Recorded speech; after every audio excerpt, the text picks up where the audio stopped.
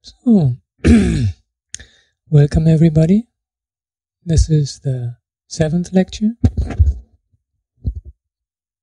The 7th lecture in my course on the Arahant and the Foot Truth in Early Buddhist Discourse. It's a small announcement I need to make. Next week there will be no lecture. I am going to be in the US for a week. I'm leaving tomorrow early morning. So the next lecture will only be on the 28th of June. I'm sorry for this little gap in the series. I had originally been planning to do the lecture there from the States, but the conditions there are not right. They don't have wireless. They only have wireless, and with that this Connect software doesn't work. And so I feel it's better to have a gap than to try to give a lecture and maybe it won't work. But I hope you will forgive me and you will remember in 2 weeks not to leave me all alone here in front of the computer and join me on the 28th of June. There were again a number of interesting contributions on the blog that I'm going to take up now. First thing, this is still related to lecture 5, the discourse on Dhananjani and his receiving the Brahmavihara instructions and then getting reborn in the Brahma world. And there was also a reference to the hells. And Sylvester Schröger, he made this comment. He says, the early discourses, and the text of the later traditions even more, are full with violent speech, with diverse analogies like the story of the 2 strong men and the torture a small man by burning him on red-hot coals, etc. Can we really attach this violent speech to the Buddha? And then he also says, but seriously, hell is an archaic religious concept. In the diverse text examples, there is not any metaphoric but a lot of pathological mind. Do we really need it any longer? What do you mean? Shall we forget the age of science, enlightenment? Can we really attach this concept to the Buddha? Yeah, I was very happy that he expressed these thoughts, because I have myself, I'm sometimes a little puzzled with these descriptions. There was one thing that we discussed last year briefly. I'm not sure in the lecture on the blog. There's this very stark simile for the nutriment of edible food, which describes a couple who travel with their child through the desert, and they are stricken by hunger and thirst, and in the end they decide to kill the child and eat it. So they survive. And this is one of these images I find so absolutely gruesome, and I'm totally unable to relate to that. And I also admit that when I was studying the Madhyama Nikaya, there's this discourse which describes the different hell realms, and exactly like there's this hell realm, and there you get malted iron poured down your throat, and there's this, and you get thrown in this acid river and pulled out again, and you have to climb up these trees with thorns that spike us, and all this kind of descriptions, and it had a number of Chinese parallels, and it was really challenging my patience to have to go through this material and compare it and see if there's any differences or not. Yeah, so I fully sympathize with Sylvester that somehow we find it difficult to relate to these descriptions. However, this is one point. I think another point is the question of, is this actually what was said by the Buddha or not said by him? And there's a little problem here. I mean, okay, we do not know for sure what the Buddha said. We can't say this about anything with absolute certainty. But what we have to have an approximation of what the Buddha taught is these Pali Nikayas and their Agama parallels. And they all have this kind of stuff. So, inasmuch as we are able to base ourselves on evidence, we can only say, look, this stuff is there. And I think it's important also, and this is something I certainly don't mean Sylvester, I'm just taking up this topic because it is something that is running on in my mind also. There's a danger in this comparative study kind of thing, that because these canonical texts lose their authority, as we are kind of, like my work actually in a way undermines that authority, saying, look, it's not, this is just as the Bible said, finish. This is just what the Buddha said, finish. But actually this is what the Buddha says according to this text, but then this text puts it a little different, so which one is right? This kind of attitude then can go overboard and make us into interpreting only what we can relate to and what we understand as the original word of the Buddha, and anything that doesn't suit our ideas or conceptions, that must be late. That's that can't be. Hey, come on, the Buddha, he wouldn't say something like that, would he? No. And this is a little dangerous, I think. There's, for example, two things which I am not in agreement with. Just giving two examples. One example I read some time ago, somebody was questioning the 16 steps of mindfulness of breathing on the mere ground that there are 16. You see, it's just too complicated. That can't be from the Buddha. But we have this 16-step scheme in the Theravada. We have a Mula Savastivada version. We have a Mahasangika version. This is about as broad a spectrum we can get from the different traditions. And I don't know if it is really necessary to think that the Buddha was only able to speak a handful of poems and nothing else. No, I mean, that sometimes seems to be the idea. Or another regular criticism of the Four Noble Truths, to come a little bit closer to the topic that we will be discussing later. In the Dhammacakkappavattana Sutta, the first, according to tradition, the first discourse by the Buddha and various parallels, we get these 12 turnings. So each of the four truths in 3 ways. And because this is a little bit of a complex idea, immediately we get all this, no, this can't be original. Hey, this is Abhidharma, no? But I'm not so sure about if it works so easily. You see, I'm at present doing a comparative study, and all the versions that I'm able to find have this stuff. And in an oral setting where you can't take notes, you can't look it up later, it is actually necessary for you to formulate thought in a somewhat complex manner. It is quite meaningful to say, look, there's 4 truths, and in 3 ways they become 12. This is something that sticks in the mind. So I don't think, again, that it is we can easily dismiss the evidence of the text. The texts do not give us the chance to come back all the way to the historical Buddha himself. We are at a distance of, let us say, 2 centuries or so. Still, that's much closer than we are today. So, coming back to the very welcome comment by Sylvester, what I feel is that there's 2 questions here. One is, did the Buddha teach hell, and did he use these gruesome similes? As far as we're able to say from the text, yes. Second question, what are we going to do with it? And yeah, that's a completely different question. We accept, okay, as far as the text tells us, there is hell.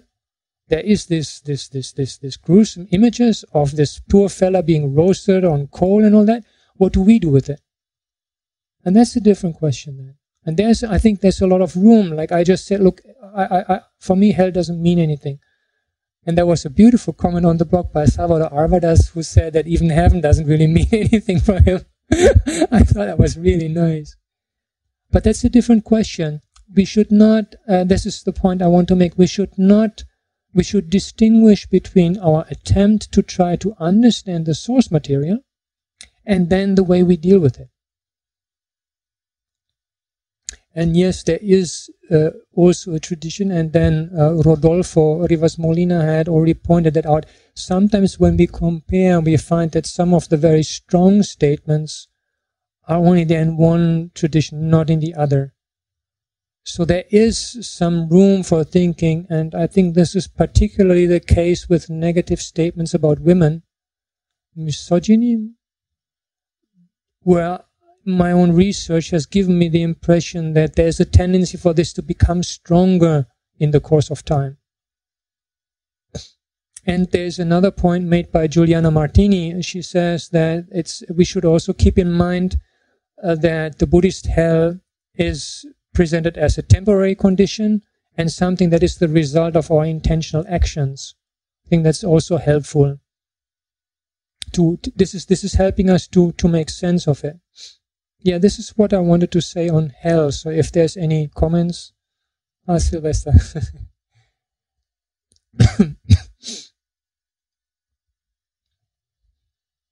And after the comments we get out of hell. Mark, these descriptions of torture were common punishments used by kings in the time of the Buddha. Yes, as far as we are able to tell they were. And it seems they were somewhat more cruel than people are today. And we get similar images and descriptions in Jain texts. I have done quite some reading of Jain texts because I was interested in the parallelism. In fact, the simile that I have most difficulty with, the parents eating their own child, it's somewhere in the Jaina scriptures also. So this seems to be an image drawn from the contemporary society. Hugo Di Dio, there are all sorts of people in the world, and probably the Buddha includes all of them. Imagine teaching Dhamma to former soldiers of Ugandan war. Maybe they should feel they can relate more to these type of stories and become Arahants like Angulimala. Yes, Hugo. Yeah. Yeah, keeping in mind the different audience, that the ancient Indian audience would have been different from what we are used to today. That's also a very good point. Let me see. Andrew? No? Mark? So this seems to indicate the source is not in the other realms, but from this earthly life. I'm not sure I understood, Mark.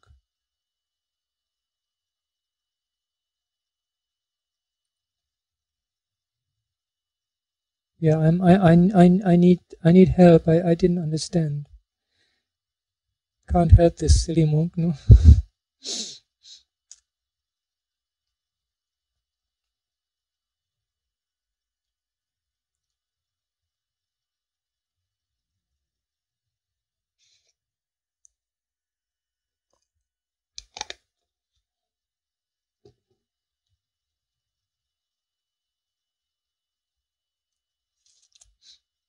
Mark, if the punishments were seen by people in the time of the Buddha, it was not through supervision of other realms that they were seen. Yeah, no, the punishments, there were certain very cruel punishments for criminals at those times.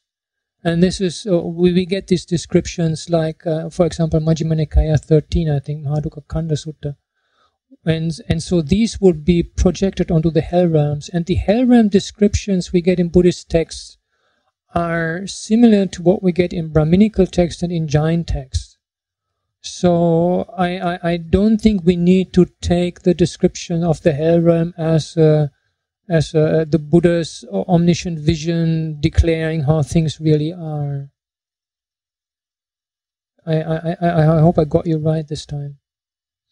Andrew, I think the Buddha probably used different similes for different groups of people, according to their conditions, etc., just like the fire burning simile. I had difficulty digesting simile of killing or military, but those simile may work for others. Yeah. Thank you, Andrew. I also don't like the military similes. I had a lot of problem with the Bacchu simile in the Satipatthana Sutta. There's a simile describing the contemplation of the four elements with cutting up a cow, and I am a dedicated vegetarian for so many years, and I thought like, hey, mindfulness, can't we have this? Do we have this stuff in there? No. But what to do? I can't change it. Yeah. So now we come again to the practice of metta and the Brahma Viharas. We are still with lecture 5. This is by Wei-Yin Cho. She made a very beautiful point. She said one can't give what one can't receive, and one can't receive what one can't give. This basic issue of metta and accepting oneself.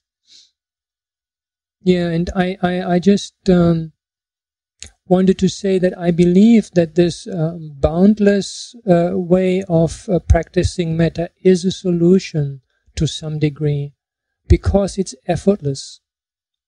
So it gives a lot of room, and it allows then a step-by-step acknowledging of whatever negativity towards oneself may be still in our heart. This is the most important point, this kind of realizing that there's some negativities there. Laura de Bernardi made that point also on the blog. And it's very important to deal with that now, because it's anyway there in the mind, and the time of death will come for sure. And at that time, this kind of stuff will come up to the surface. And at the time of death, it's quite probable that there will be some physical problem.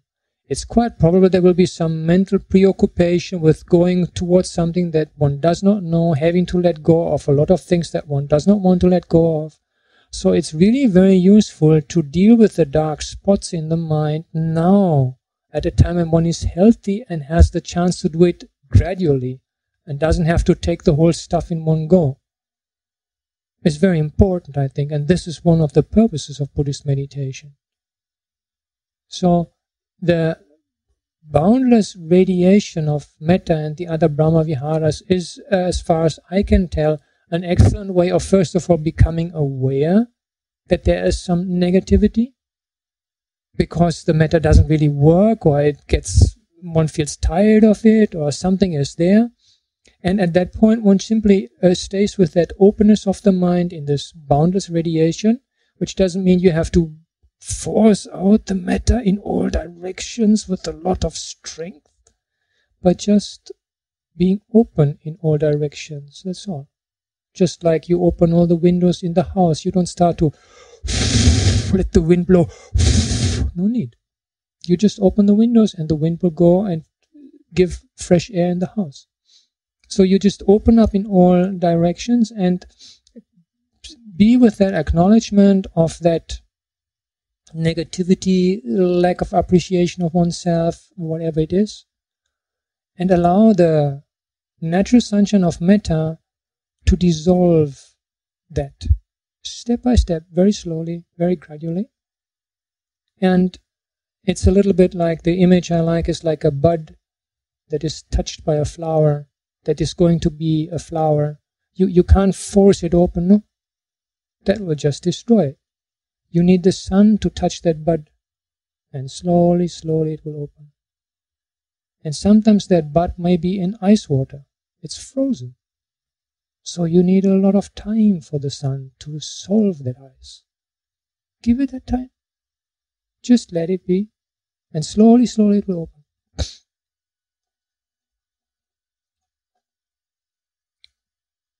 And there was another comment by Wei-Yin Cho also about metta should be combined with the Brahma Viharas, and I just wanted to say that I believe, as far as I can tell from practice and from the suttas, that it is fine for some time to concentrate on metta only if one wishes so, and that in the long run it should be combined with the other Brahma Viharas.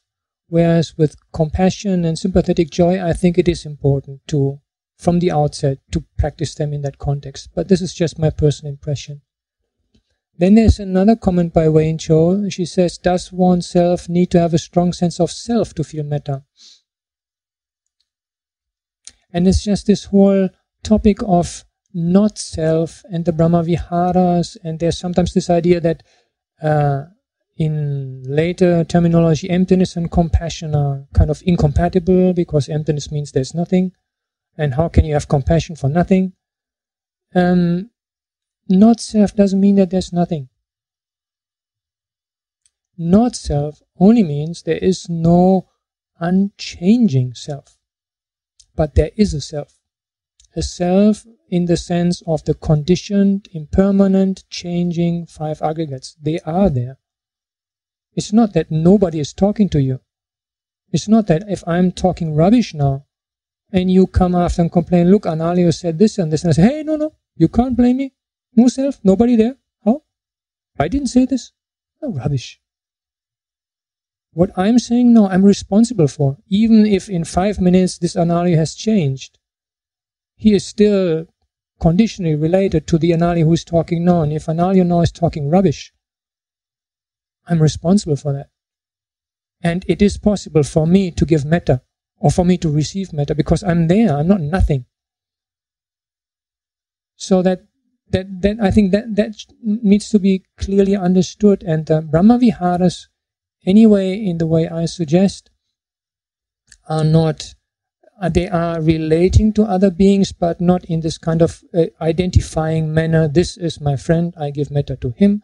This is the neutral person, but you just radiate it out in all directions. But they are meant to reach out to other beings. And these other beings exist. They do not have a permanent self, but they exist. So, does oneself need to have a strong sense of self to feel metta? One has to have some degree of integrated sense of self. Not the big self that we are trying to get rid of with anatta, but that small self of being able to be at peace with myself. And that is precisely what this boundless radiation can do. Gradually, as I described before. Then there was a comment by Laura de Bernardi.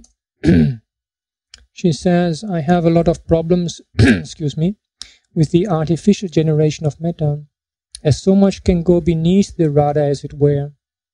At the very moment that one feels wonderful generating metta, hatred can be present but denied. I think that any practice of the Brahma Viharas that is not informed by attentiveness to what is actually arising is potentially highly problematic. Yeah, I thought it was very good that she brought up that point.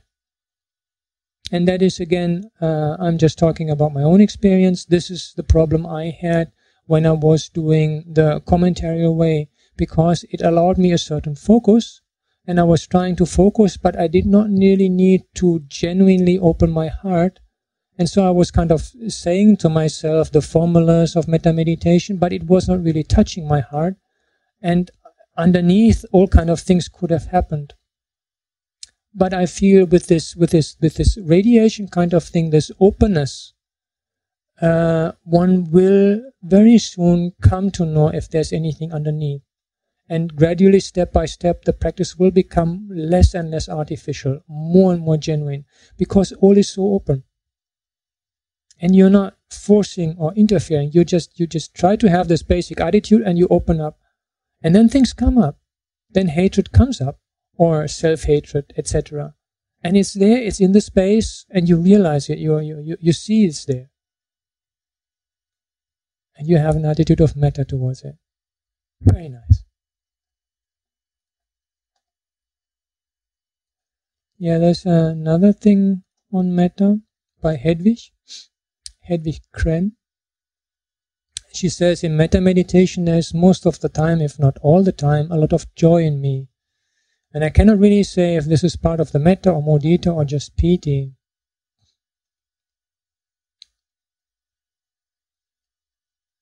This is on this whole topic of relationship between mudita, sympathetic joy, the third of the Brahma Viharas, and piti, the joy that one experiences, the wholesome joy one experiences in meditation. Some more comments before I say something. This from Hugo de Dio. He shares his own practice. He says, it was only until piti sukha, this joy or happiness, appeared in my practice that I found myself at times spontaneously radiating metta to friends and foes, and it seemed a natural thing to do.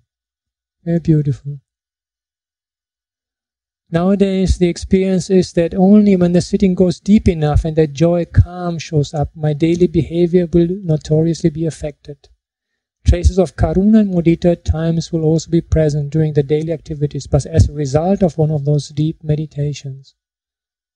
Yeah, I thought that was very beautiful to show us from the practical perspective how that joy can express itself in the Brahma Viharas. Very beautiful. And then there's a comment by Santikaru.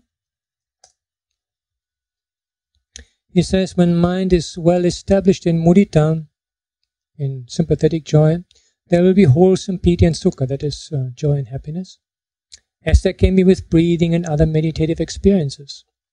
The relevant difference, I think, is not whether there is piti and sukha or not, but the basis of piti and sukha, that is mudita or some other samadhi experience, that samadhi is concentration. If this perspective is adequately accurate, comparing mudita and piti sukha is a bit like comparing apples and oranges. Nice simile. Yeah, so I have had time again to think about a nice simile for you.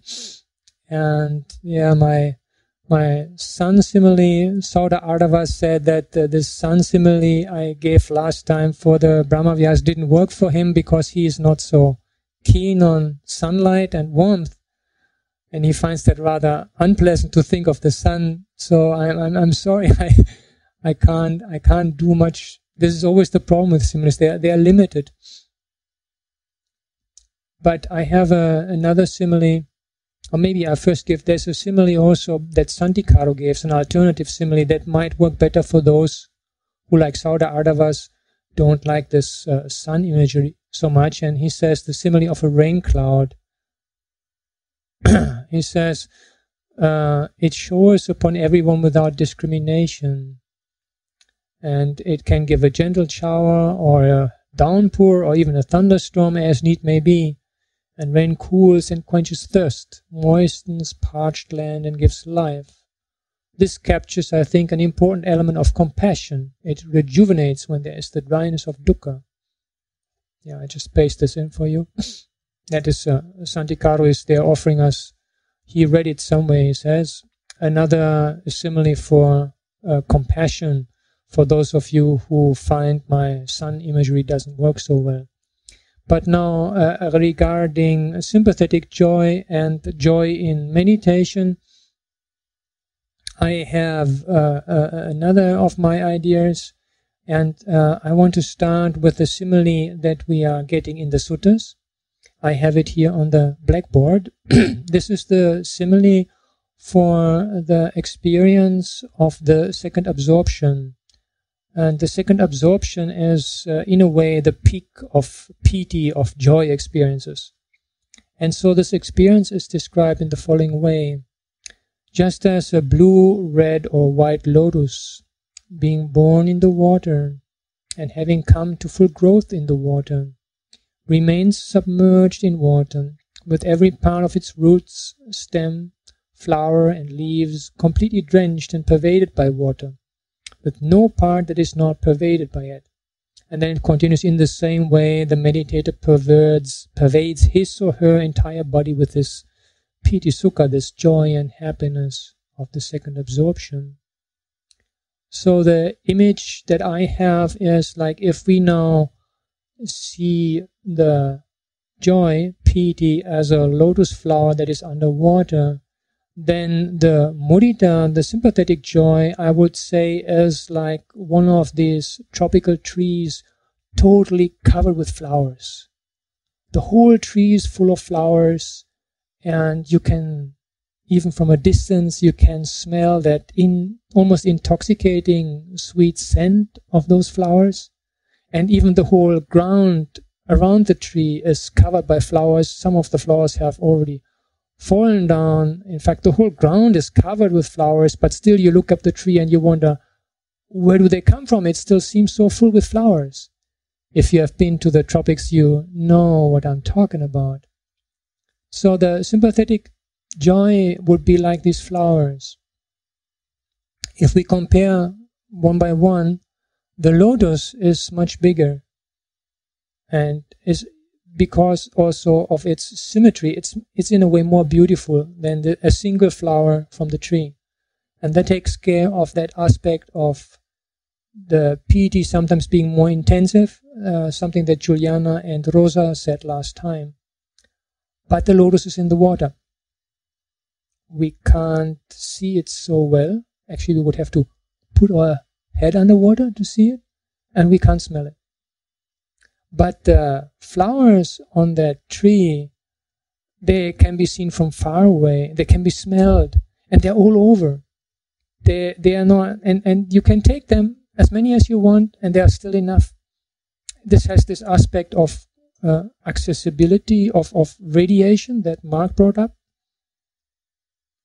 Yeah, so that is my simile for comparing the mudita, sympathetic joy, and the joy of concentration. And obviously, if one does the sympathetic joy to the level of, say, the second jhana, then this is like the flower tree is standing on the board on the edge of a pond, and in the pond you also get the lotus. That's all I have on metta and assorted topics. If there are no comments or questions, I would go on to lecture 6 to review 2 things from lecture 6.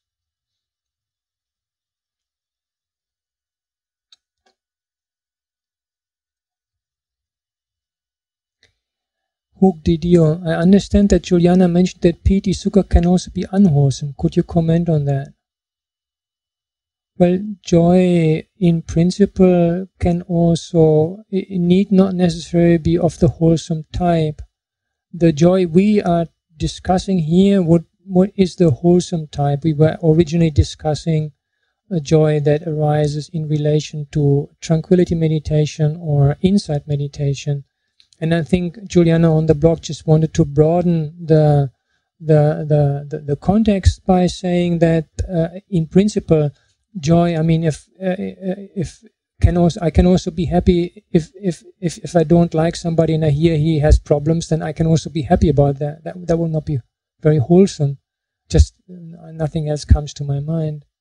Or the joy a thief has when his robbery is successful. I mean, there are forms of piti and sukha that can be unwholesome, and I think she just wanted to make the contrast that mudita as part of the Brahma Viharas will always be in some way a wholesome state of mind.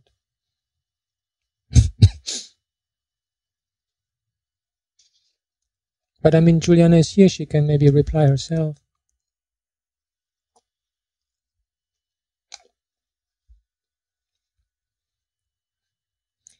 Andrew, could you explain a bit further what it means that metta needs the other 3 to work properly? Well, the point, Andrew, as far as I can see, is like this. If you read through the suttas, you find that metta is very often mentioned on its own and as part of the Brahma Vihara meditation. If you check for the other 3, and I mean now upekkha only as a Brahma Vihara, not other types of upekkha, you find them very rarely mentioned, and they usually occur only within this Brahma Vihara meditation context. So my own take on this is that to practice metta on its own is perfectly fine. I don't see any problem, but it is more enriching in my own experience that if at some point when the metta is well established, one broadens it out to encompass the other Brahma Viharas. With the other Brahma Viharas, however, I see a problem if they are practiced independent of their Brahma Vihara context.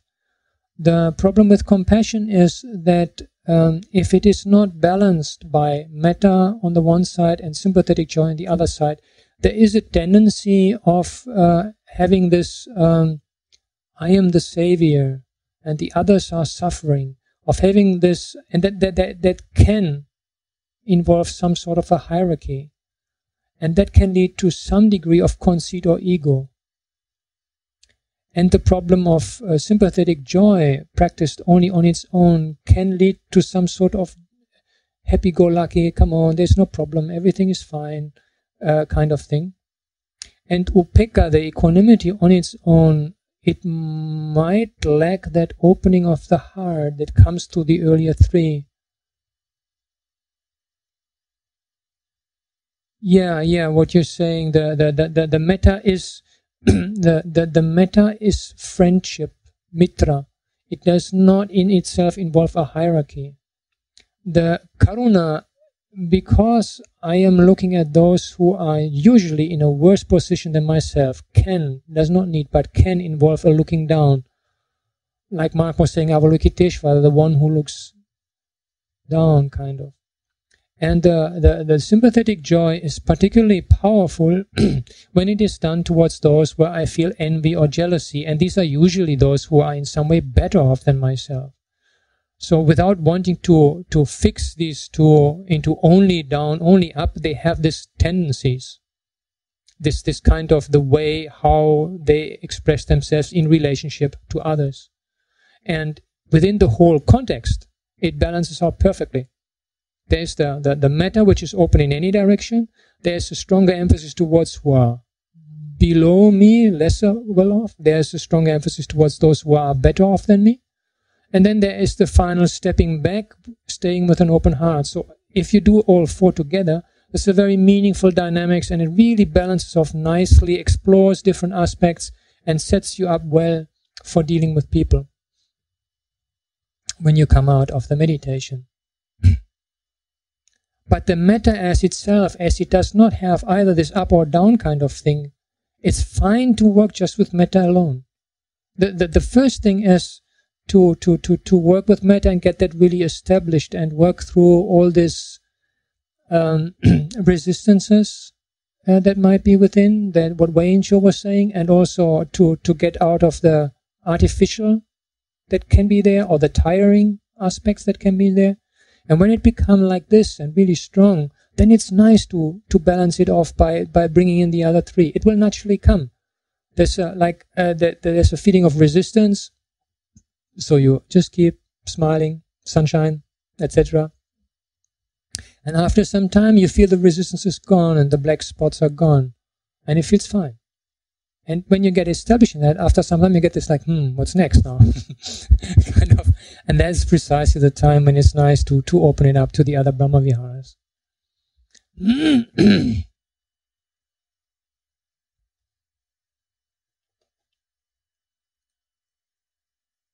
Mark, it seems that Brahma Vihara meditation easily bridges the gap between sitting meditation and meditation of everyday life, being back in the busy world. Yeah, that's one of the fantastic things.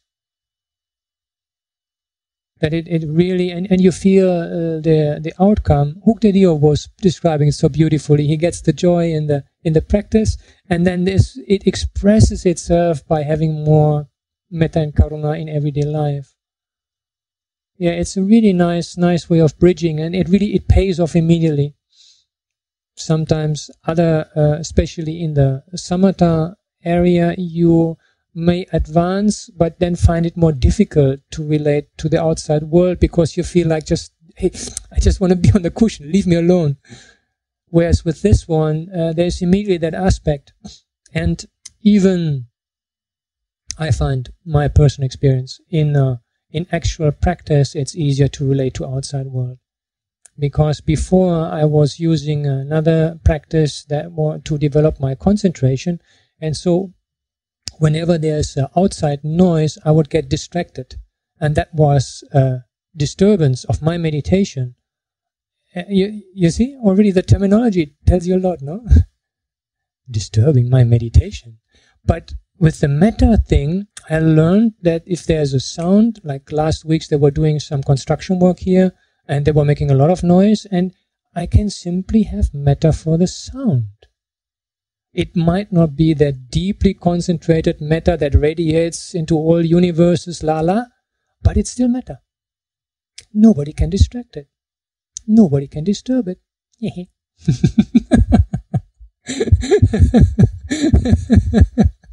Fantastic, no?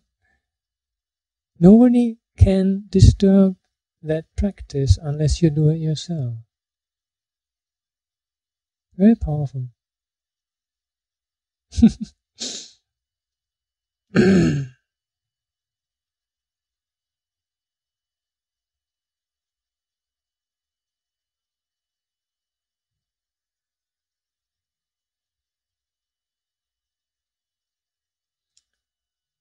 Yeah, I'm not sure if somebody else is saying something, but I go on to the next and you just type and I'll realize if there's something else. There's a question by Menghao. He says, if anatta is already a stream interest described in Madhyama-āgama 28, we are now a topic of lecture 6, the discourse to the sick Anathapindika. How could he be unfamiliar with the Dhamma talks Sariputta gave in Majjhima Nikaya 143? Yeah, you see, I actually had been thinking of talking about this last lecture, but then I saw the time and I skipped out on this part, and so Menghao is telling me I should not skip the things I prepared. Yeah, I wanted to say a little bit more on Anathapindika last time at the end of that discourse. You remember that discourse, Anathapindika is sick and Sariputta visits him.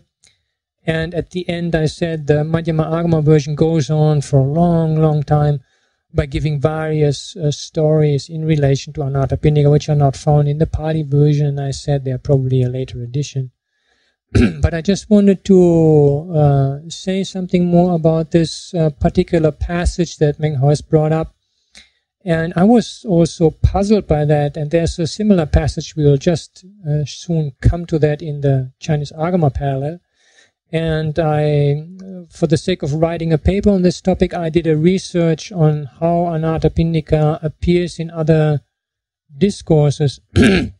So here are just the references for you.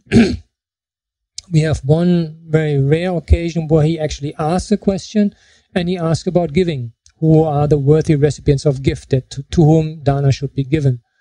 And then there's a number of discourses to him about giving and about earning one's wealth in the proper way. You get all the references here. And then there's two discourses where the Buddha actually seems to be encouraging Anathapindika. He says he should develop the bliss of meditation. And in another one he tells him that awareness of impermanence, even for this short of time, for the flick of a finger, is more fruitful than giving fruit and lodging building a whole monastery for the Buddha and his monastic disciples. So the overall impression that we get from this is that Anathapindika was not really interested in insight topics. He had become a stream interest, so he was endowed with the basic type of insight, obviously. But his whole inclination was towards giving, and this was what he was interested in. And in these two discourses, it seems almost, we get the impression as if the Buddha is trying to, hey, come on, don't only give dana, practice, meditate, look at these things. But it seems Anathapindika was simply not receptive to that. And then we get this discourse when Anathapindika is on his deathbed, Majjhima Nikaya 143. And he gets instruction by Sariputta. And at the end of the instruction, he's in tears. And he says, Pali, although I have long waited upon the teacher and bhikkhus worthy of esteem, never before have I heard such a talk on the Dhamma. And here the Samyukta Agama parallel. I have been respectfully supporting the Buddha for over 20 years, yet I never heard Venerable Sariputta give such deep and sublime teachings as I have just heard. So if we take this out of context, as Menghao rightly pointed out, you get this impression that in the early discourses, in the early Buddhism, they didn't really care about lay people. The real stuff on insight was given only to the monastics, and the lay people were left until they're almost dead before they get something on insight. But that is actually not really the case if we look at it closer. And I've written a paper on this. I can only share it personally. Those of you who are interested would have to contact me, and I can send it personally. I can't post it because of copyright, where I show that this is not the case, and that even the Majjhima Nikaya and that Samyukta Agama itself, if you look through, you find numbers of teaching, deep, profound teachings on insight up to full awakening given to lay people. So this particular remark by Anathapindika rather seems to reflect the fact that while he was still alive, he was not receptive to insight teachings. And as I said, these two discourses before give the impression the Buddha tried, but then when he, and I presume also the monks, saw, look, this fella doesn't want to hear this stuff, and anyway he is a stream enter, so he's on the safe ground, so let him do whatever he wants. In the sense that teachings on insight were not forced on people who were not wanting to hear them. But this passage certainly does not mean that the Buddha was keeping a closed fist and that the monks were only passing on the secrets on how to get liberation among each other and leaving the lay people out there at the dead end without getting any instructions. And before I get to the Four Truths, there's one last thing by Hedwig.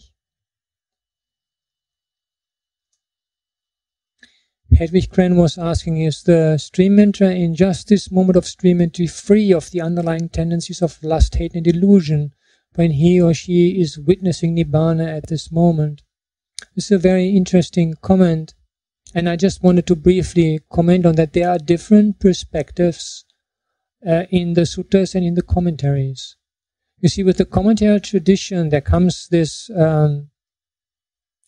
it's like a tendency to define what exactly happens at the moment of stream entry or any of the higher stages of awakening, and then this state of mind itself is reckoned as being free from influxes, not underlying tendencies, but influxes, similar term, however. So this state of mind at the actual moment of experiencing Nibbana gets kind of put on a higher level than it is in the suttas. And so from there we sometimes get this feeling that the moment of stream entry somebody is like totally pure. But from early Buddhism, this is not the perspective. And the underlying tendencies of lust, there's a very beautiful simile somewhere where there's one monk who thinks that as long as no defilements are in the mind, the underlying tendencies are not there. And the Buddha says, look, it's like a little baby. The little baby can't even think of having lust or is not able to be angry, but the underlying tendencies are there. So from an early Buddhist perspective, the underlying tendencies and also the influxes, they are there even at the moment of stream entry. They are certainly not active. No question, this is the most purest state of mind you'll be able to experience. No defilement there. But the tendency has not been uprooted. The influx has not been eradicated. Therefore, they are still there in some dark recess at the back of the mind. And the person who comes out of stream entry still has some of the influxes, still has some of the underlying tendencies.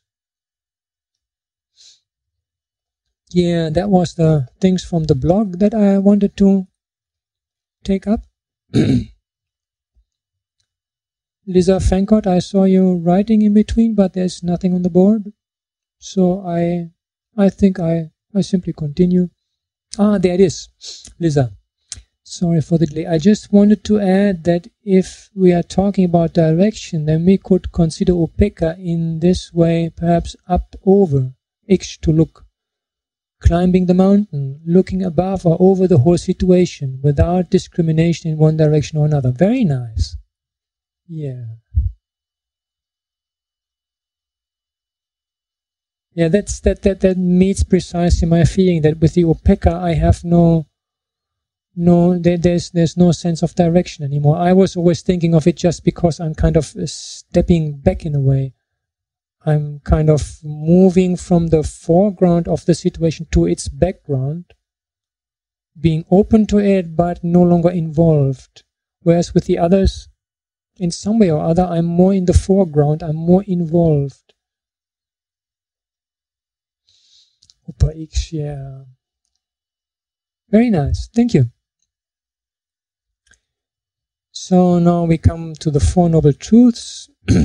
Last time I presented the four basic aspects, this basic scheme, and because next week we don't have a lecture, I have some homework for you, and better you get that scheme in your mind, because the homework is on that scheme. So I repeat it one more time, recognizing the disease, understanding the pathogen, that which has caused the disease, which in the case of the Four Noble Truth is craving. Then seeing the opposite of the disease, the state of health, nirvana in this case, and the cure, the Eightfold Path. And I have argued that this This scheme is taken from ancient Indian medicine. And this idea has been criticized. Several scholars have pointed out that there is no evidence, and particular Professor Wetzler, in the article here I am putting up for you from Indologica Taurinensia, 1984, he makes a very detailed argument saying that there is simply no evidence that in ancient Indian medicine such a scheme was known. However, in a reply to his that is still lingering somewhere for publication, I am arguing the following points. And first of all, I'm saying, as Wetzler himself said, the Ayurvedic text itself are much later than Buddhist text. So the evidence is not so strong. We could still expect to find some reference to this diagnostic scheme as a medical scheme in other texts, but Ayurvedic text, the text on Indian medicine, we only have much later than the Buddhist text. Then, and this is the discourse I'm going to read now with you, I'm slowly moving out of the Madhyama-āgama because I think this is a very important thing. I want to go into it in some detail. The discourse that we are looking at now actually uses that simile of a physician, and it would make no sense for a simile to be spoken to an audience that doesn't know. Like if I give a simile of something to you that you don't know, it's meaningless simile.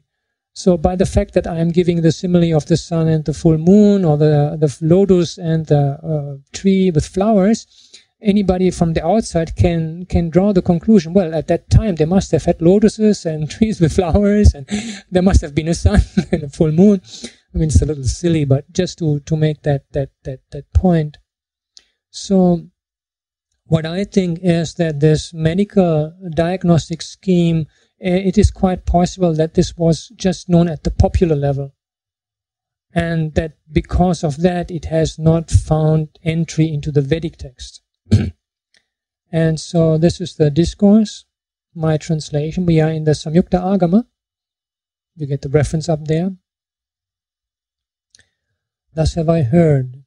At one time the Buddha was staying at Benares in the deer park at Isipatana. At that time the Blessed One told the monks, by accomplishing 4 principles one is reckoned a great royal physician, worthy of being the possession of a king and of being a member of the king's retinue. What are the 4? 1. Being skilled in understanding a disease. 2. Being skilled in understanding the source of a disease. 3. Being skilled in understanding the cure of a disease. 4. Being skilled in understanding when a disease has been cured and will not appear again. Before I continue reading, I just want you to note that the sequence of these is not exactly the same as in the Four Noble Truths. Number 3 and number 4 are in the opposite sequence. We will come back to that later. How is someone reckoned to be a good doctor who is skilled in understanding a disease? That is, a good doctor is skilled in understanding various types of disease. Then he is reckoned a good doctor who is skilled in understanding a disease. How is someone a good doctor who is skilled in understanding the source of a disease? That is, a good doctor is skilled in understanding that this disease has arisen because of wind, this has arisen due to intestinal disorders, this has arisen due to mucus, this has arisen due to various colds, this has arisen because of a present matter, this has arisen due to seasonal influence. Then he is reckoned a good doctor who is skilled in understanding the source of a disease. How is someone a good doctor who is skilled in understanding the cure of a disease? That is, a good doctor is skilled in understanding that for various types of disease one should administer medication, or should bring about vomiting, or should administer a laxative, or should undertake nasal instillations, or should administer fumigation, or should bring about perspiration. Then he is reckoned a good doctor who is skilled in understanding the cure of a disease. How is someone a good doctor who is skilled in understanding when a disease has been cured and will never appear again in the future? That is, a good doctor is skilled in understanding how to settle various types of disease, so that they are completely eliminated and in the future will never arise again. Then he is reckoned a good doctor who is skilled in understanding how to settle a disease, so that it will not appear again. A Tathagata, who is an Arahant and the fully awakened one, is also a great royal physician, who has accomplished 4 qualities to cure the disease of living beings, also just like this. What are the 4? That is, the Tathagata understands that this is knowing the noble truth of dukkha as it really is. This is knowing the noble truth of the arising of dukkha as it really is. This is knowing the noble truth of the cessation of dukkha as it really is. This is knowing the noble truth of the way to the cessation of dukkha as it really is. Monks, the secular good physician does not understand as it really is the fundamental cure for birth, for old age, for disease, for death, for sadness, for sorrow, for vexation, and he does not understand as it really is the fundamental cure for dukkha. The Tathagata, who is an Arahant and a fully awakened one, being a great royal physician, does understand as it really is the fundamental cure for birth, for old age, for disease, for death, for sadness, for sorrow, for vexation, and he does understand as it really is the fundamental cure for dukkha. For this reason, the Tathagata, who is an Arahant and a fully awakened one, is reckoned a great royal physician. When the Buddha had spoken this discourse, the monks who had heard what the Buddha said were delighted and received it respectfully. Very powerful discourse, I find. And here, all the parallels. Look, we have, excuse me, we have 2 Samyukta Agamas. This is a parallel in the other Samyukta Agama, and with substantial differences. Another individual Chinese discourse, then an Uyghur fragment that is a language in the old Turkish language, and we have a Tibetan version in Shamathadeva's compendium on the Sutta quotations in the Abhidharma Kosha Bhashya, and a discourse quotation in the Abhidharma Kosha Vyakya, and the quotation in the Artha Vinishchaya Sutra. So the mere fact that we do not have a version of this discourse in the Pali Nikayas is not sufficient, I think, for simply dismissing this as late. In fact, in the Pali discourses, the Buddha is regularly referred to as a physician, and a discourse in the Anguttara Nikaya describes how, through the Buddha's teaching, one's sorrow and grief are dispelled, and it uses the same terminology and expressions as used in the First Noble Truth.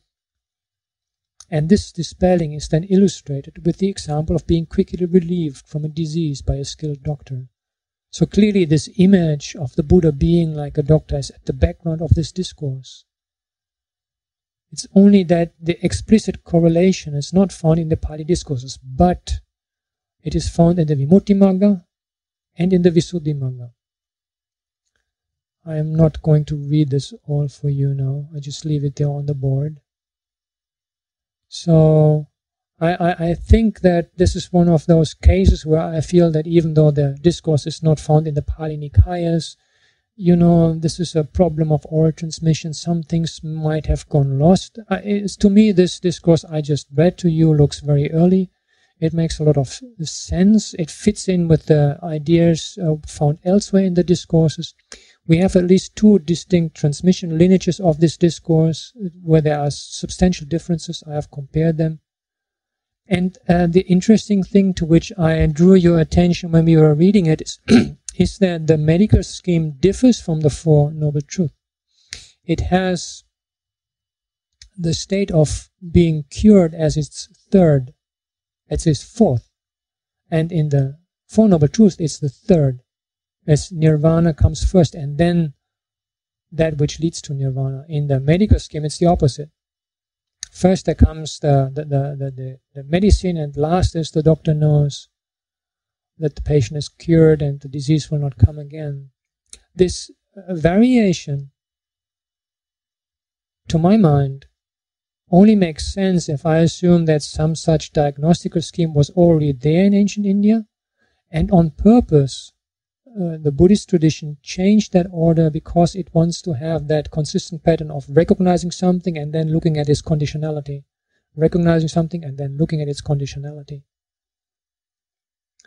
And there's a comment by another professor. This is Willem Halpfas. This is the book. He makes that comment on page 245. He says, if the Four Noble Truths had been borrowed from an earlier medical scheme, the intense sense of discovery, of a new and overwhelming insight, which the early Buddhists and apparently the Buddha himself attached to the Four Truths, would be hard to understand. That is, he is in agreement with Wetzler. He thinks that the Buddha must have discovered this diagnostic scheme. But I disagree. It seems to me that the Four Noble Truths is not the content of what the Buddha realized. What the Buddha realized is nirvana. The Four Noble Truths is the way he explains that. And so, using a simile from a medical context does not take in any way away from the Buddha's awakening. Instead, it makes a rather significant point as far as I can see, because in an ancient Indian setting, which the discourses describe to us as teeming with all kinds of philosophies and theories, the world is like this, there is not, it would mean that the Buddha on purpose chose medical terminology to express his key insight, his key understanding. It gives a lot of pragmatic flavor to this presentation, and I think this is in a way Buddhism has been said to be the beginning of psychology in the history of mankind, and this gives this statement, which I find very meaningful, gives a lot of force, precisely using this medical terminology. Yeah, that was what I had on the Four Noble Truths as a scheme of diagnosis. If there are no questions on that, then I move on into Madhyama-āgama 29.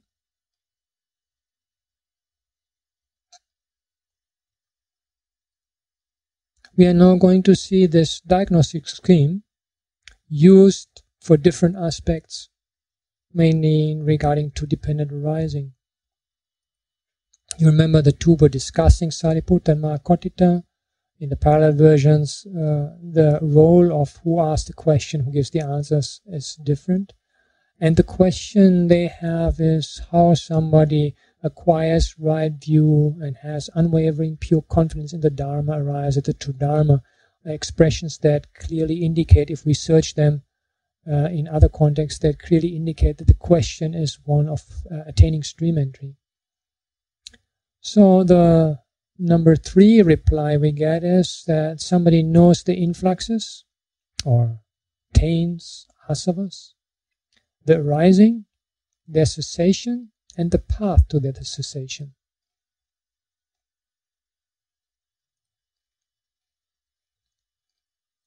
So here we get a little information then on what these influxes are. There are said to be 3 influxes: the influx of sensual desires, the influx of the process of existence or becoming, and the influx of ignorance. This is reckoned to be knowledge of the influxes as they really are. These 3 influxes are very central in the early Buddhist teaching, and the attainment of full liberation, the condition of being an Arahant, is usually described as the destruction of these influxes. Or attains. What is knowledge of the arising of the influxes as it really is? In dependence on ignorance, the influxes come to be. And the cessation then, with the cessation of ignorance, the influxes also cease. And the path to the cessation is the Noble Eightfold Path, from right view to right concentration. When we Sariputta, if there's a monk who in this manner knows the influxes, as they really are, knows the rising of the influxes, knows the cessation of the influxes, and knows the path leading to the cessation of the influxes as it really is, then he is a monk who has accomplished view, a quiet right view, and having untainted, unwavering confidence in the Dharma, has arrived at the true Dharma. Yeah, then the next is, in fact, the Four Noble Truths, knowing dukkha, the rising of dukkha, the cessation and the path. Then we get the standard definition of dukkha: birth, old age, disease and death, association with what is disliked, separation from what is loved. Some variations, sometimes the discourses also mention dead is being unable to get what one wishes, I'm sorry. And in short, the 5 aggregates affected by clinging are dukkha. Yeah, now there comes something strange here. What is knowledge of the arising of dukkha as it really is? It is this: dependent on old age and death, dukkha comes to be.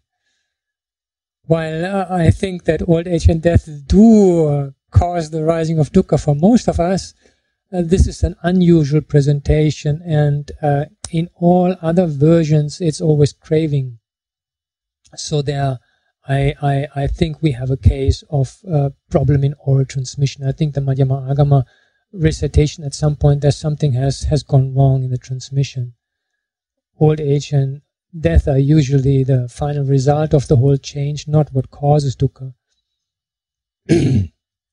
What is knowledge of the cessation of dukkha? Then the cessation of old age and death, and I think it should be the cessation of craving.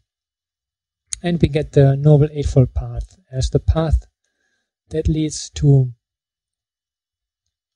the cessation of dukkha.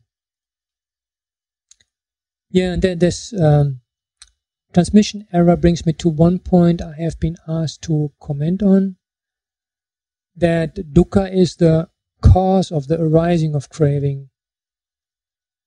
The suggestion has been made. And because we are afflicted by dukkha, then we crave. But this is not the presentation we find in the suttas. In the suttas, it's the other way around.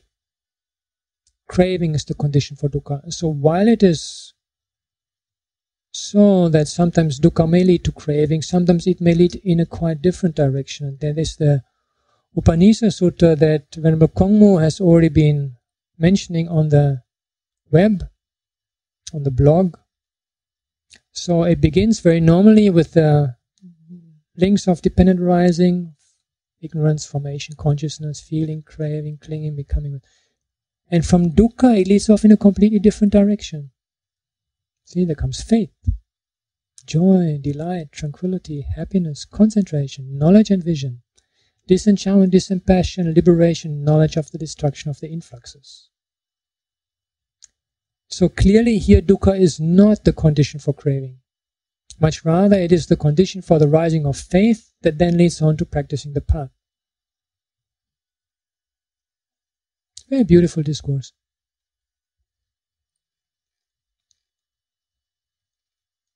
Yeah, we are back to our Madhyama-āgama. The next is then knowing old age and death as they really are, their arising, their cessation, and the path to their cessation. I think because this is the next topic, earlier the old age and death came into the previous one by some error in oral transmission. These things happen relatively easy. That something that is close by gets a little bit mixed up. So old age, what is knowledge of old age as it really is? And here we get a description. Hoary hair, lost teeth, deteriorating health, hunched body, unsteady step, shortness of breath, relying on a walking cane, shrinking flesh, sagging skin, wrinkles like pockmarks, failing sense faculties, unsightly complexion. Yeah, the sutras are very detailed with these things, no?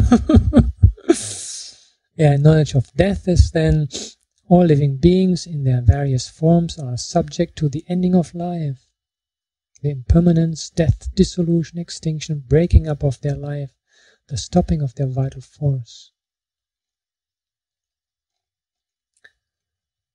And then comes birth. and knowledge of birth as it really is then all beings are born.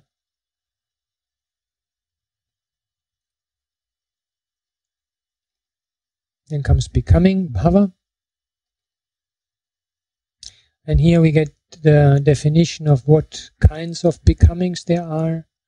And so there's becoming in the essential realm, which is the realm that we are in right now.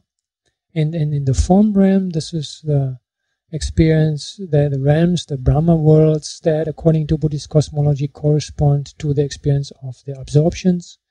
And becoming in the formless realms, these are what corresponds to the so-called immaterial attainments, boundless space, boundless consciousness, etc. Yeah.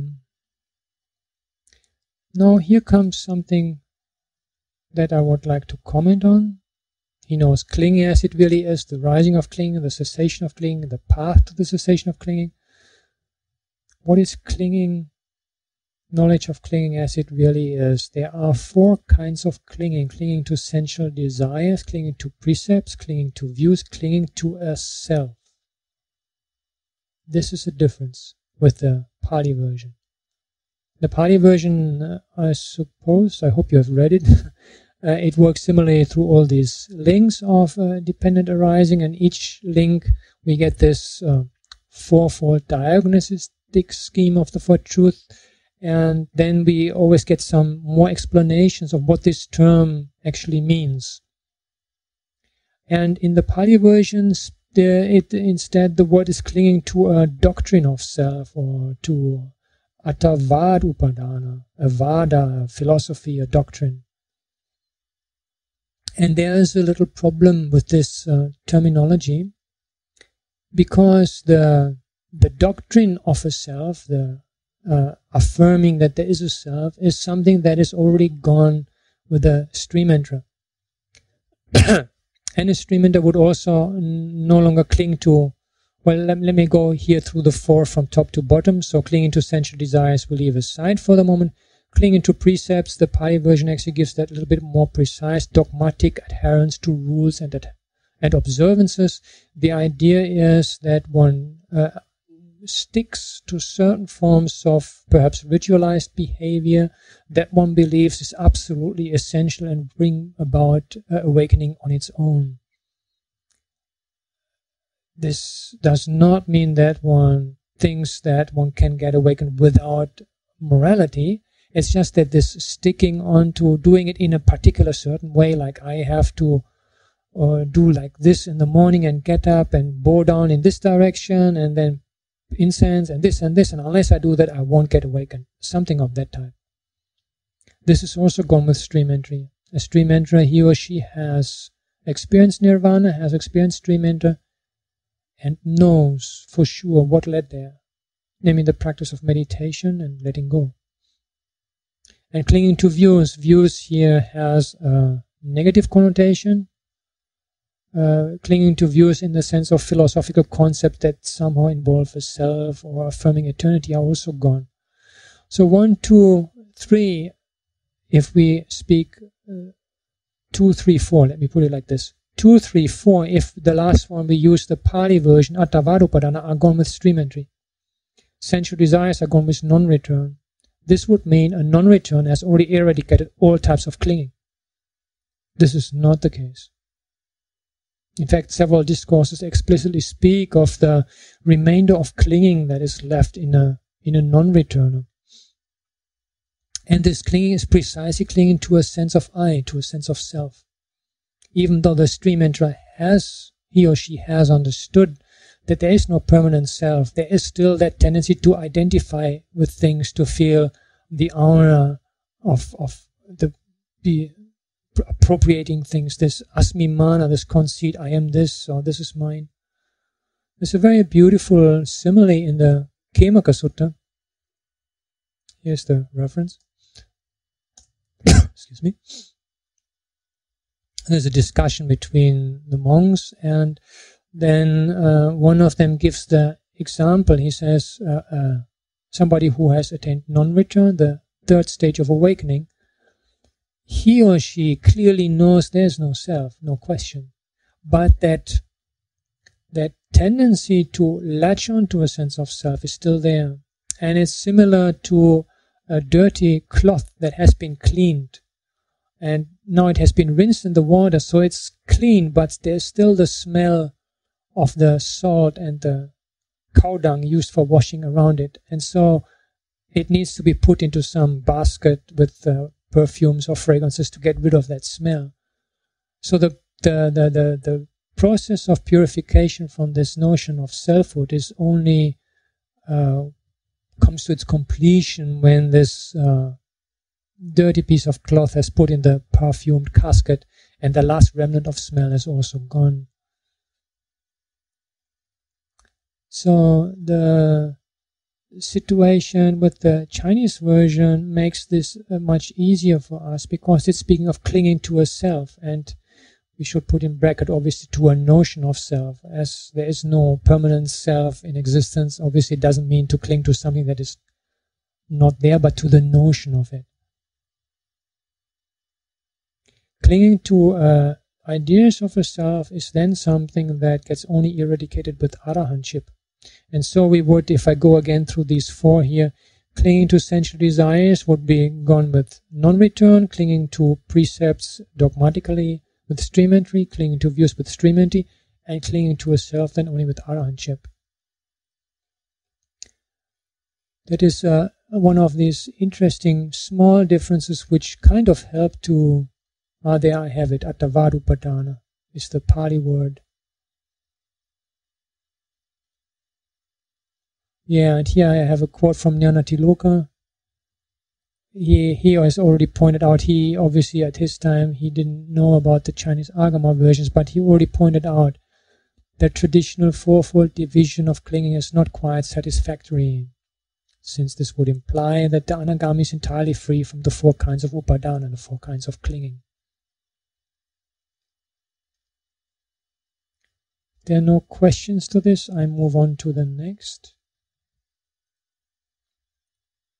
So here we come to craving, the rising of craving, the cessation of craving, and craving is defined as threefold. In the Pali version it's sixfold according to the senses, if I believe. Here it's in regard to the sensual realm, the form and the formless realm, which I explained already earlier. Then one knows feeling as it really are, and the three types of feeling. Contact,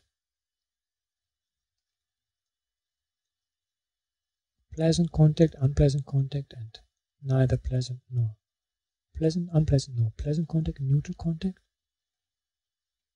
Yeah, in the Pali version here I have it, all these three, craving, feeling and contact, are presented by being defined by way of the six senses. That is the six types of contact, then contact to the eye, ear, nose, tongue, body and mind, and feeling is the same. This is not a major difference, it's just complementary perspectives. Then the six sense spheres, and they are listed. This is the standard description of the sense spheres or sense bases in early Buddhism, which reckons the mind as a sense alongside the five physical senses. And then comes name and form, and here becomes interesting again. What is knowledge of name? It is this: name consists of the four non-corporeal aggregates. What is knowledge of form? It is form consists of the four great elements, and what is derived from the four great elements. Yeah, here the definition of name differs from the Pali version, and I am under the impression that we have here an error in the Madhyama-āgama, an intrusion of a later concept. You see, we are here in the context of dependent arising, and in dependent arising, nama, rupa, name and form do not stand for the totality of a particular being. Nama does not cover the entire of the mind, because name and form are conditioned by consciousness. Name does not include consciousness in its early Buddhist definition in the context of dependent arising. This idea only comes up in later times. In the Visuddhimagga we have it in the context of one of the insight knowledges, nama rupa paricheda jnana, the knowledge of delimitating mind and matter, and there it makes sense to let name nama stand for the whole of the mind. But in dependent arising, name only refers to the active parts of the mind, those that are responsible for the coming into being of a name. And these do not include consciousness, because precisely name and form is reflected on consciousness. The two are interrelated. They stand in a reciprocal relationship.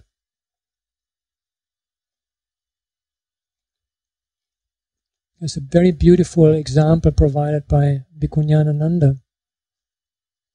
He takes the definition of name from the Pali version, and then he describes, he says, it's like a small child unable to understand language, and it gets a rubber ball, a small ball, for the first time.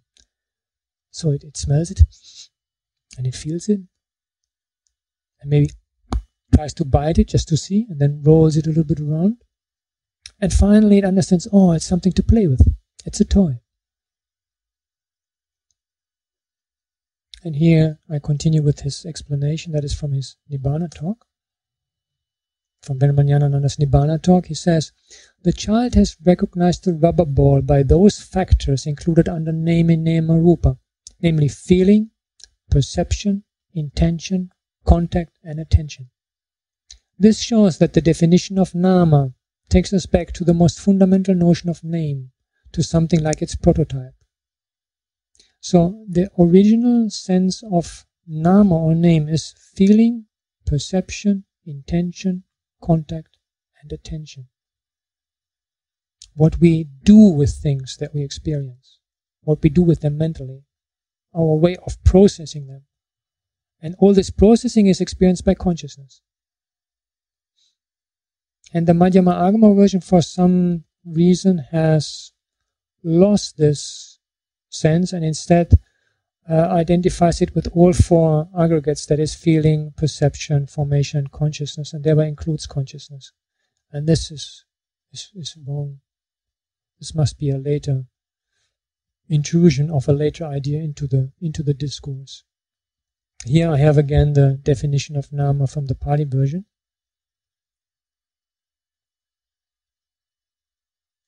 Yeah, it's getting a little much for you today. I know it's a lot of doctrinal stuff, but these points are important to clarify at some point. This connection between consciousness and name and form is a very fascinating area for meditation practice. To see that, because according to the Mahanidana Sutta, they work in reciprocal relationship. See how things, what we experience, the physical objects outside being processed by the mind, reflected on consciousness, and between this processing of things and experiencing of it, this kind of weaving forward and back creates what we call the world of our experience. Yeah, then comes consciousness, formations,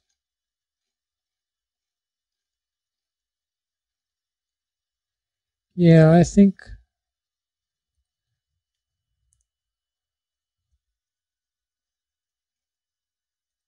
I leave it at that. I wonder if I'm still able to get a little bit. Isn't that Nama-rupa conceptualization? Nama would be conceptualization, yeah. It's that which brings about the genesis of a concept, those mental activities that contribute to it, Rosa. You got it right. And this beautiful image of that Venerable Nyanananda gives of that little child which gets something that it doesn't know what it is, and then it starts to use all these qualities here where I have them. All these, it feels it somehow perceives it, what can I do with it? It gets a contact, it attends to it, and all this together then are later on, I book it in my mind as rubber ball, a plaything, and then whenever I see it again, then that concept comes and all these things come with it. A form that has a name is a concept. A form that has a name is a concept. We are not saying that form does not exist. The rubber ball is there even if nobody knows a concept to call it.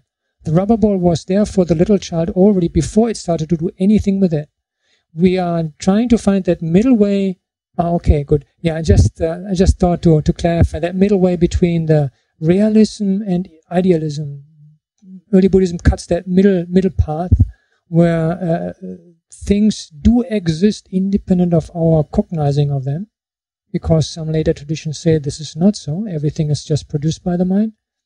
That is not the early Buddhist position. Things do exist, but they do not exist as self-independent unit. They only exist as conditioned processes, and the only way for me to know about them is through my mind, through concepts, or the few experience without concepts that we are able of. Yeah, I have that diagnostic scheme of the Four Noble Truths, but I like to just briefly go into the next discourse, just so that I have the feeling we are moving on a little bit, and then I come to your homework. So Madhyama-āgama 30, it's another discourse by Venerable Sariputta, again on the Four Noble Truths. He says, whatever countless wholesome states there are, all can be subsumed under the Four Noble Truths. They are all included in the Four Noble Truths. The Four Noble Truths are declared to be the foremost of all teachings. Why? Because they encompass all wholesome states. Lance Cousins, in a very nice paper on Kusala, he says that we should interpret this here to refer in particular to meditation states, the wholesome states. He says, when Sariputta tells us that all skillful Dhammas are included in the Four Noble Truths, we should interpret skillful Dhammas here as referring to meditational states.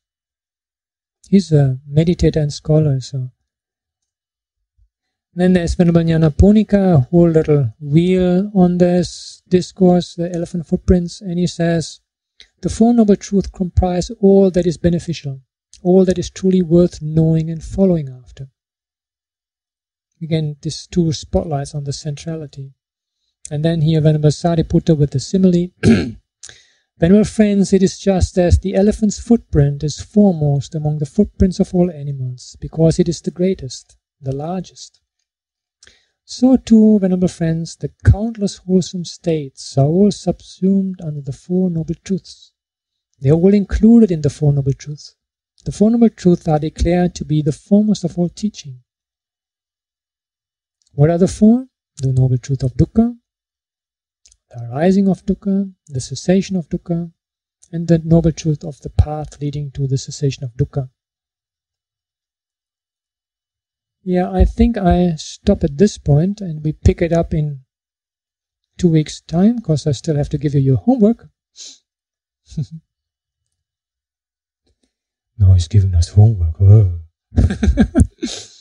Yeah, because I am not able to tell you all my silly ideas and similes next week. I want to still keep pestering you by giving you homework, working with the Four Noble Truths, I think. I hope maybe some of the things I have been presenting have been a little bit abstract today, but this basic fourfold diagnostic pattern, I hope that has become clear. So I would like to invite all of you to try to apply this kind of fourfold scheme to your own personal life in a very practical manner. And then during the 2 weeks' time until next lecture, there will be more time on the blog also to exchange for those of you who are willing and have the courage to share your understanding or failures. So the first truth for you to see is, can you identify some problem? I think I just put them in here step by one. Identify a problem that you have in your life, whatever it is. Then the second step would be the question, what do I contribute to it? the causes of the problem, not in the general sense, it's because of society, because of the government, because of learn what is the contribution that I'm making to the situation that this is the problem, that this becomes a problem. This is the second truth for you. Then the third truth is, now having looked at the problem and seen what I contribute to it, the third perspective would be, is there an alternative? Just allowing some space around that problem to see, is there an alternative to that situation, to that particular problem?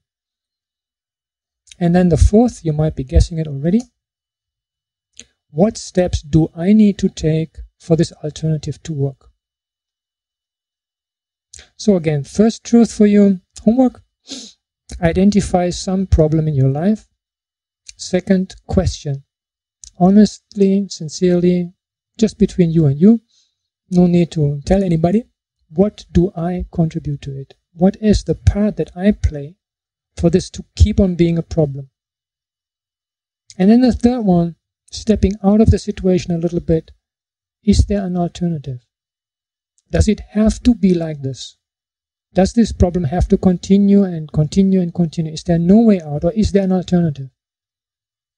And then once we have seen the alternative, then what steps could I take so that this alternative comes into being? So you got your homework. And I'm too busy. I can't do it. I'm sorry. So I need you to do and tell me how it works, because I'm sorry, I'm such a busy scholar. You see, I have no time to do it. Okay, I'm sorry for being such a naughty person. And yeah, thank you very much for your attention, and I hope you had this lecture, there was at least something in some way useful, and that you will not forget completely about this, and maybe in 2 weeks I will have a few participants listening to me again. Have a nice time until then.